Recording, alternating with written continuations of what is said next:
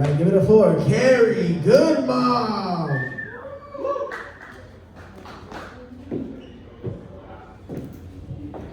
Hey, I'm so glad y'all stayed. I don't know if I'm gonna make you laugh or not, but I just wrote down a couple of my life's problems and I just started therapy. And the sessions don't last long enough, so it's just gonna roll over into this week. Is that cool?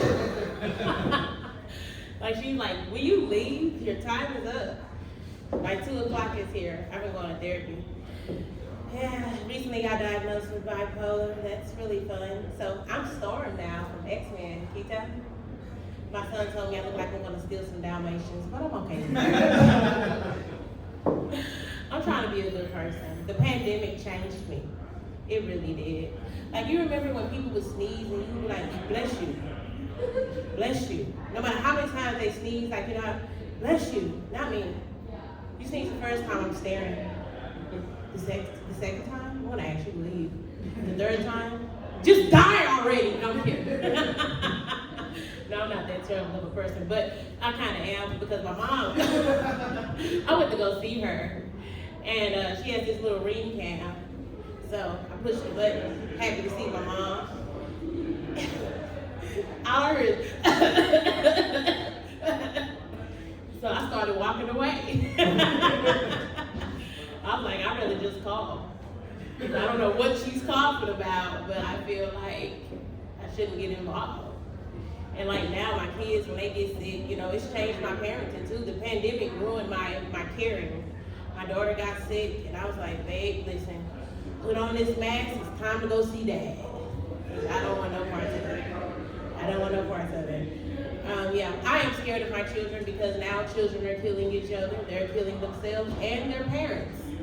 So I decided that I'm going to give my kids whatever they want, no matter how expensive it is. You know, you want to know why? Because nobody kills Santa Claus. You hear me? That's my theory. What else? Men, dating is kind of hard because, you know, men think that the answer to all life's problems is penis. You know, you got a sore throat, you know what to help them feel better? Penis. You lost your job? You know what to make you feel better? Yes. Penis. Grandma died? You know what to make you feel better? Help you with your grieving process? We should go get a room so you can get you some fresh penis. That's the answer to the world. That's the answer to the world hunger and everything. It's a good penis.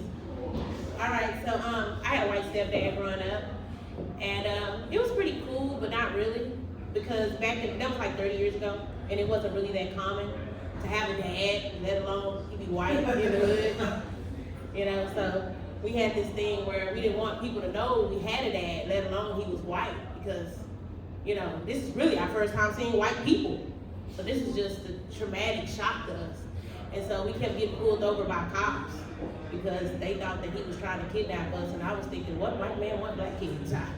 I'll never know. But anyway, you know, that was new to me. And then I also found out that, you know, he had limits. You know, I don't know if all white people have limits, but he had limits on how much blackness he could take in a day. How many black people he could talk to, how many people that were black he could sit in the room with. For instance, we would listen to the radio, right? We had to share. You get your one black song, you get your one white song. You get your one black song, and they would rotate back and forth.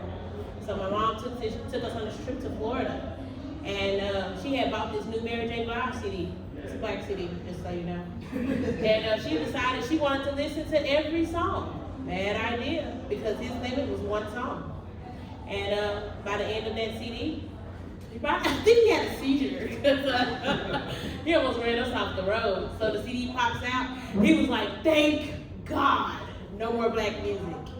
And my mom just gently pushes it back in. You know, he died that day. I'm just kidding. But he was like, if you push that CD in one more time, I'll kill you. You know. And I remember the first time that he called my mom the N-word. It was like the coolest day ever. Because everyone's scared of a black woman. You don't say it, but you are. And so my mom was the scariest thing in the house. And so he had like, I thought he had bought like a chainsaw or he had like some kind of medical condition because he would always be, they'd have their arguments. And in the end, he'd be like, and it went on for years. It went on for years. So finally one day, she wakes us up at 3:40 in the morning. I never forget it. And she says, "Wake up, kids. He done finally did it. He done called me the N-word." And I was thinking, you probably deserved it. You probably deserved it. It's been years now. He's been holding me back. And it's 3:40 in the morning. I want to call you the N-word. But we woke up and I was like, so why are we up at 3:40 in the morning? She was like, we're all going to jump him. We're going to beat him today. And I was like, I just want to go back to sleep. I don't want to beat up my stepdad.